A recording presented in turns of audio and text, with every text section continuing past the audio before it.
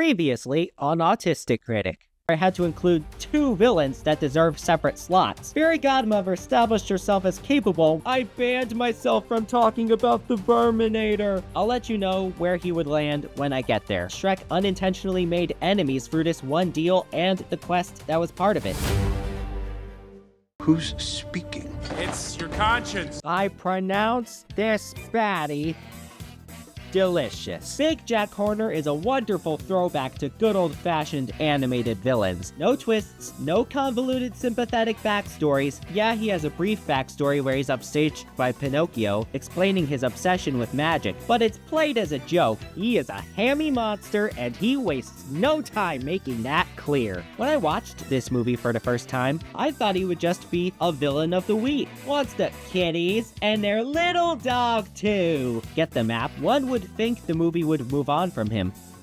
I made a mistake. Instead, we get countless more scenes with him. I had never been so pleased to be wrong about a character before. If my assumption was correct, we would have been robbed of so many funny scenes. I love everything Jack does in this movie, such as when he uses Excalibur, which is still attached to the stone, as a sledgehammer. He has a comically sadistic charm that never leaves no matter the circumstance he's in. He has 13 baking hench people, and whenever any of them die, it's played for laughs. His interactions with the cricket are comedy gold. Just don't touch the hand of Midas when you watch them. Literally every single quote Jack Horner says is hilarious. The voice acting plays a big role. John Mulaney rocked in this movie. Some people online pointed out that he's a satirical embodiment of modern Disney. He has a massive collection of magic things and wants all the power in the world. Not only do I get where these people are coming from, I never heard of the nursery rhyme he was based on until this movie. The resulting mixture, on top of an unapologetically cruel but gleeful personality, makes for a character who is responsible for one absolute riot of a moment after another. The final fight with him is also great. I love it when he becomes giant Jack Horner and says this. I was worried for a second I would come out naked, but my clothes grew too. Cool. Everything about this guy just seems too good to be true, and yet here he is. I couldn't deny Big Jack Horner a spot this high, let alone a slot for this movie, given all the fun we experience whenever he's on screen. With that said, the villains I've got ranked above him have something more serious going for them, or more of a center stage, and Horner is more comedic in general than them. Plus, The Last Wish already has a different villain who is taken seriously, and we'll get to him. Oh, I shouldn't have telegraphed it. However, these circumstances do nothing to devalue Jack on his own terms. It's clear what he did to deserve this! And I mean what specifically?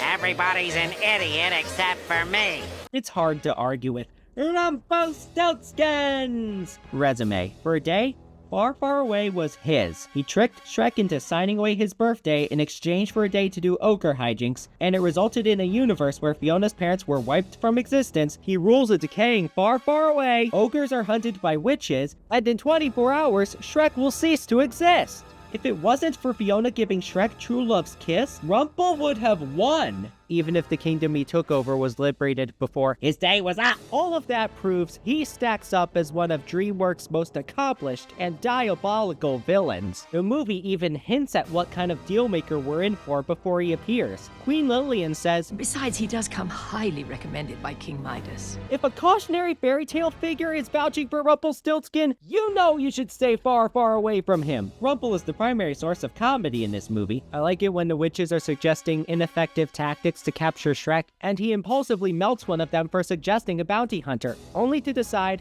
actually, not a bad idea. That's so funny I can picture Jack Horner doing it. There are so many great mannerisms and quotes from him. Animator Walt Dorn did a scratch track for the character, but instead of the part going to a celebrity, the track was so good that the filmmakers decided Dorn should officially voice the character. By the way, he's directing Shrek 5. Watching the trailer, I said, of course Rumple directed this!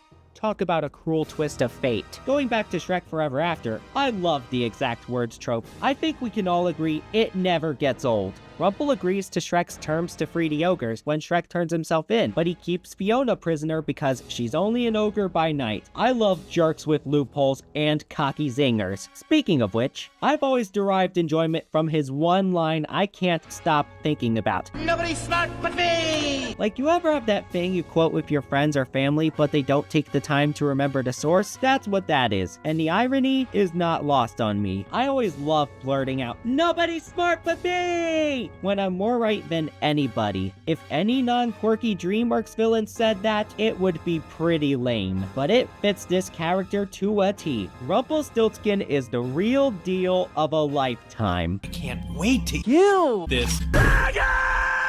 While I love the How to Train Your Dragon trilogy, you could probably tell from this ranking that I don't respect its villains as much. The final one, however, tops them. It seems today that when people discuss the How to Train Your Dragon trilogy, the focus constantly centers on the first two movies. As a result, Grimmel is not hyped up as one of the greatest DreamWorks villains of all time, and that depresses me. It turns out the series was really holding out on us. Grimmel is a great change of pace for this franchise. The Red Death and Draco Bloodfist exercised brute force to get what they wanted, but this guy has something special up his sleeve. He's a super meticulous and calculating chess master. When something doesn't go his way, he course corrects. His sharp hunting skills are only outmatched by his verbal savageness towards Hiccup. I mean, he makes some deep cuts. Chief Hiccup? Do I say Chief Hiccup? Or do I call you Hiccup? Well, your father knew of me.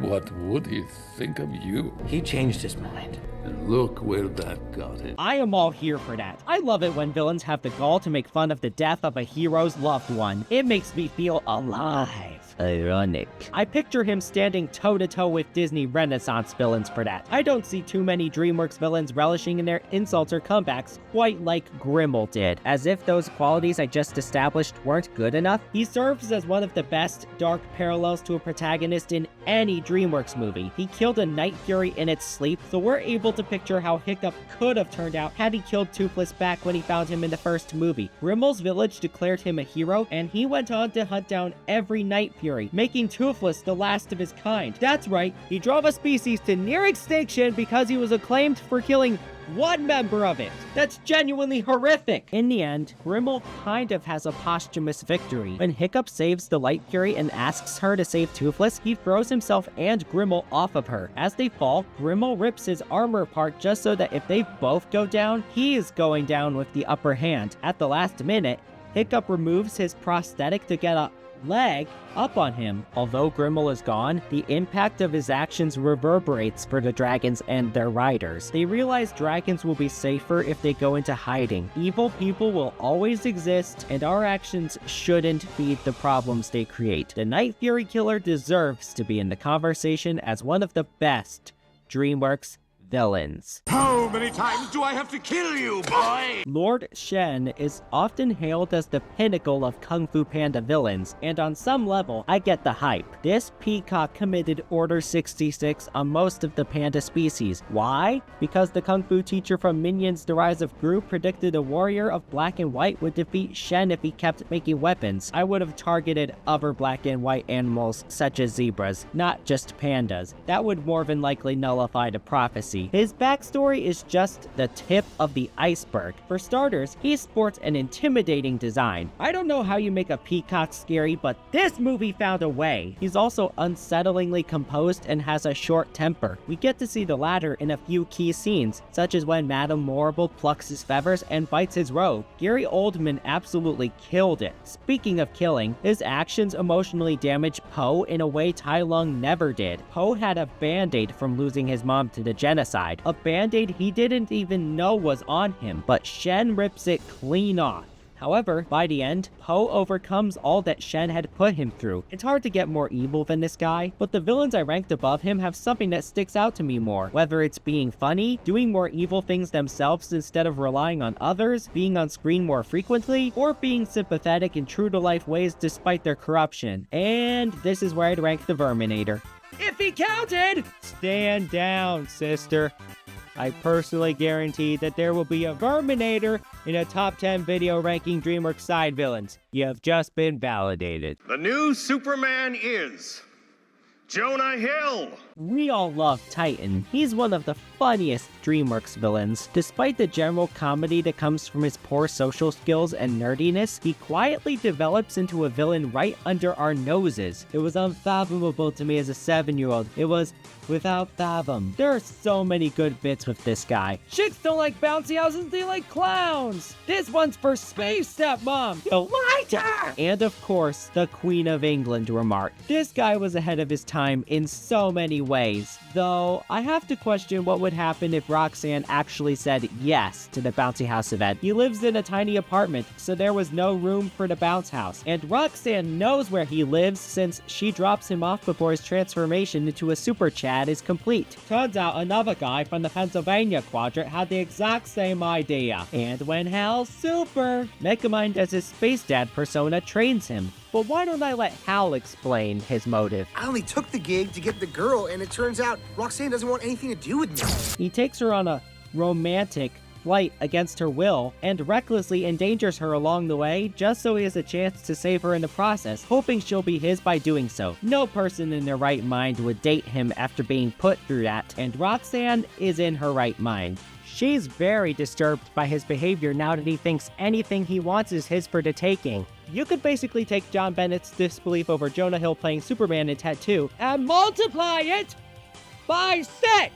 When he keeps Megamind waiting for the fight just to play video games and the latter has to come to his apartment to get his attention, it becomes evident that Hal isn't interested in being a true hero. His attitude could be weaponized when given a nigh punishment-proof outlet, and that's exactly what came of him getting superpowers. The battle with the robot suit perfectly displays how much of a good sport Metro Man was when fighting Megamind, and he's not even present for it. At this point in the movie, everyone thinks he's dead, but he's secretly retired. During their rivalry, the two treated their battles like a game, but doing so isn't on Hal's agenda. He even tells Megamind before trying to kill him, game over. Titan is unusual among animated villains. I wouldn't call him a twist villain because that implies he was secretly evil. There are countless examples of characters who start out as harmless and become dangerous over time, but that arc is uncommon in animation. You don't get the full evil picture of Titan when you meet him because it doesn't exist yet. What we see is Hal Stewart. When the development is complete, it makes perfect sense. Well, that was easy.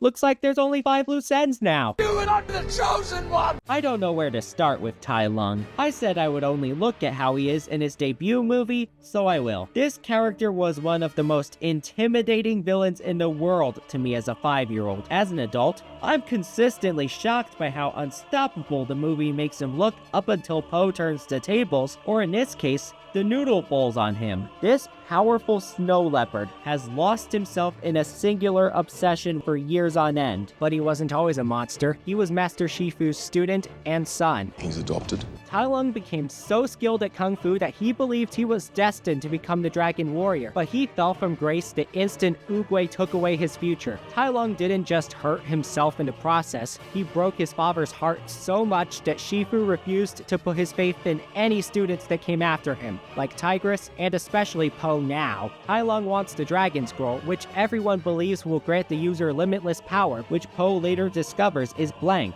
Before that, Tai Lung manages to single-handedly take on an army of 1,000 prison guards and absolutely wipes the floor with the Furious Five when they confront him at a bridge. Men cried when Anakin and Obi-Wan dueled on Mustafar. Legends cried when Shifu confronted Tai Lung at the Jade Palace. Poe and Tai Lung meet for the first time in the climax, but that doesn't deflate the weight of their fight at all. Rather, it perfectly plays into the build-up in both characters' minds. The Dragon Warrior is more goofy and pathetic on the surface than Tai Lung expected, and in spite of all of his training, Poe never thought he'd get this far. Tai Lung's hubris brings him down as Poe performs all sorts of unorthodox tactics, culminating in that one line. Say it with me now. Skadoosh.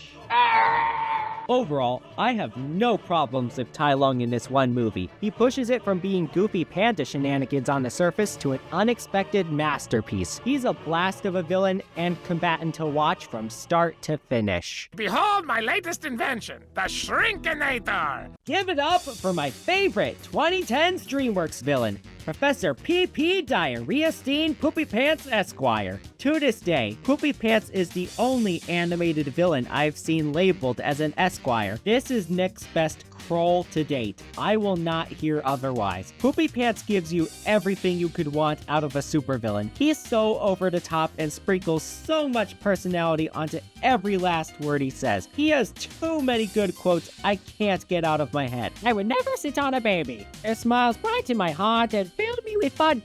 Joy adjacent feeling. When I did a kinetic typography for college, my audio was the scene with that last line. Go watch it. If a normal villain used a food business as a cover and got a customer, they'd say something like, go away, we're closed.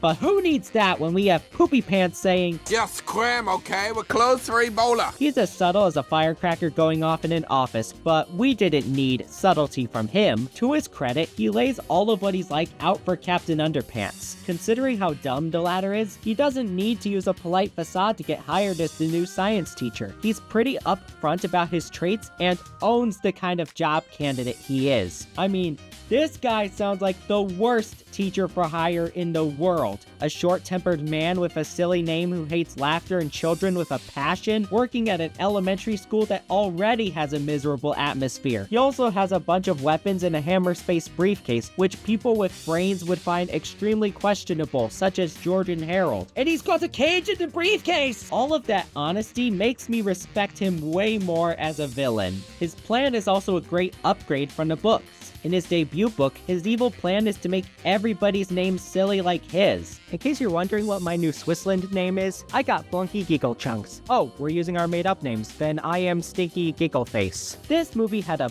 better idea up its sleeve. He wants to get rid of laughter. That's truly an original goal for a villain. I guess you could say he would have the last laugh.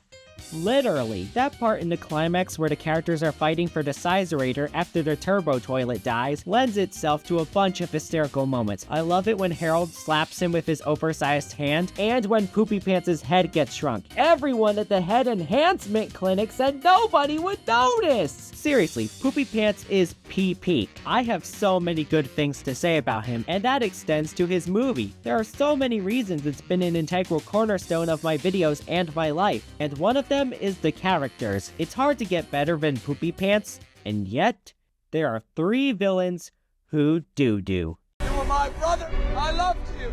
Just like the top 10 DreamWorks couples ranking video, you probably realized that I'm generally not obsessed with the studio's pre-Shrek movies. Madagascar was the first DreamWorks movie I saw back when I started watching their new films. I wasn't betting many early DreamWorks antagonists were gonna rank this high, but clearly, we've arrived at the one who did. Rameses. This guy is a captivating character. At the beginning, he frequently gets into playful quarrels and makes up with his brother Moses. Rest in peace, Val Kilmer. When Moses discovers the negative impact of his family's actions and his true heritage, he leaves the kingdom he was raised in behind. While he grows as a person, Rameses doesn't fare better. His father placed a lot of pressure on him, fearing he could be the weak link in the dynasty. And this stung Rameses so hard that he's worked daily to prove his father wrong about that, even after he's gone. The animators do some phenomenal work in bringing him to life. The expressions are very subtle, but they are a quintessential example of visuals over words. You can practically see the thoughts coursing through his head at any given moment. Watch this, Lise. You can actually pinpoint the second when his heart rips in half. And now. Ralph Fiennes hits this role out of the park. If this movie is any indication, his portrayal of President Snow in The Hunger Games: Sunrise on the Reaping will make Rameses look tame by comparison. And yes, I knew Fiennes could play some of cinema's most ruthless villains. Unlike Snow and Voldemort, Rameses still feels somewhat human. In spite of how evil he became, you can't help but feel bad for him. He committed himself to a horrific cause, and in the process, he lost everything he held dear. His kingdom, his son, and his brother. The unflinching weight of the Prince of Egypt has stuck with me ever since I first watched it 3 years ago. And Rameses is not the weak link in that. Here we go, parents! Oh, it's the one! It's the only! It's the fairy godmother! In many fairy tales, her archetype is associated with selfless divine intervention. In Shrek 2, she's anything but selfless. It's a testament to fantastic voice acting and great writing that she manages to feel so sinister while looking so sugary. The movie doesn't try to hide that she's a manipulator. We see her true colors early on when she and King Harold are talking in her carriage. Her chessmaster ploys dominate so much of Shrek 2's story. Her plot makes her son come across as more sinister than he would be without her support. We've already established that, given where I rank charming. Plenty of Fairy Godmother's lines stick out in my head, like, "My diet is ruined!" Any point where she's threatening Harold or Shrek is effective at making you root against her. Her adaptation skills are on another level. When she discovers Shrek took the happily ever after potion, she devises a plan to sabotage his reunion with Fiona in less than 5 seconds. Charming passes himself off as Shrek to Fiona, as she gets the ogre turned human out of the picture by gaslighting him with apparent motherly advice. Eventually, Shrek realizes he's left his true love vulnerable to a cruel plot. When Fiona isn't attracted to Charming, Fairy Godmother resorts to a love potion, but Harold foils her by not giving it to his daughter. When it comes to securing a happily ever after for herself and her man-child, she won't take no for an answer. She delivers the greatest climax of any DreamWorks movie, but everybody knows that. I cannot get the face she makes when she yells, "Hit it!" out of my head. It's such a perfect shot to freeze on during the credits. She's funny and hateable in equal measure. Her plans make complete sense. Oh, and her singing voice is incredible. I have nothing but good things to say about Fairy Godmother. But even though logically this seems like the correct choice for number 1, there's another DreamWorks villain that my heart just insisted on. Puss in Boots: The Last Wish is the second movie on this list that needed separate slots. The reason is death. Straight up.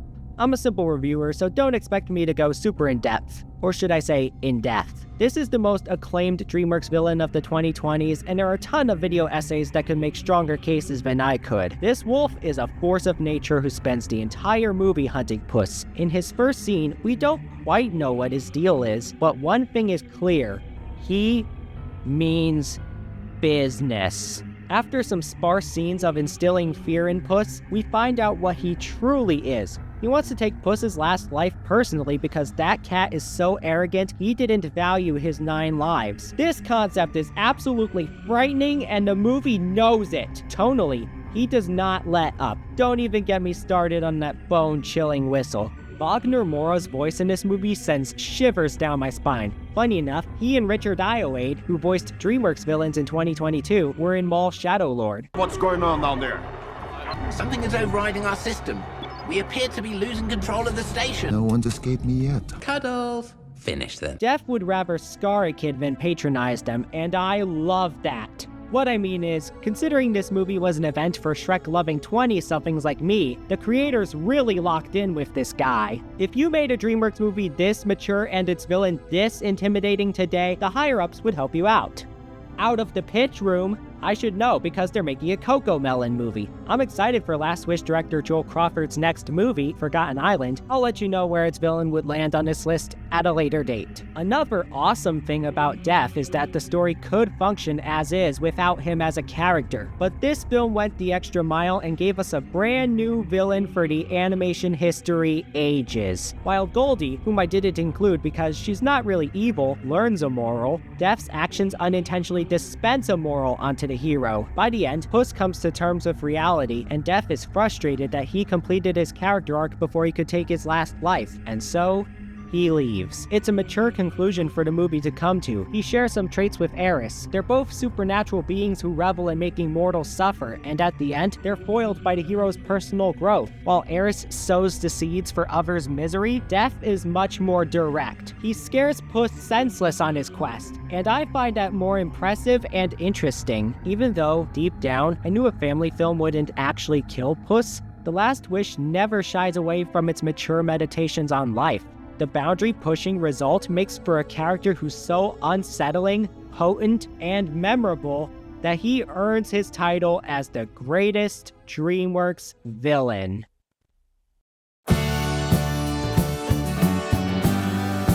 So that's every DreamWorks villain ranked. This was a fun video to make. From what we've seen, the quality of DreamWorks villains can vary drastically, and their ambitions branch out in different directions. They can make us laugh, cry, or flat out cower in fear of the malice they bring to the table. Ferb once said, "A hero is a hero, but everybody loves a great villain." With that out of the way, you're probably thinking, "Now what?" I'm happy to see how many people voted on my future ranking concepts. I already have a script for the ranking of every Disney movie directed by John Musker and Ron Clements. The latest I will release that is this November. Then you can expect the Chris Pratt movie ranking to come out in December. It'll be a shorter list than this video, I guarantee it. I also have scripts for a trilogy of holiday content rankings I'll make into videos. They'll span from October to December. You can also expect more videos where I rank the Guardians of the Galaxy movies based on specific topics. Oh, and I know in my Star-Lord and Wiggles videos that I teased a review of the Captain Underpants movie, but I wanted to finish the villains ranking before another DreamWorks movie comes out. The review is still idle in development, but I'll get back to it when I can. The latest it will come out is the film's 10th anniversary. Final answer. I'm the Autistic Critic. End of video. Bye-bye. See you later.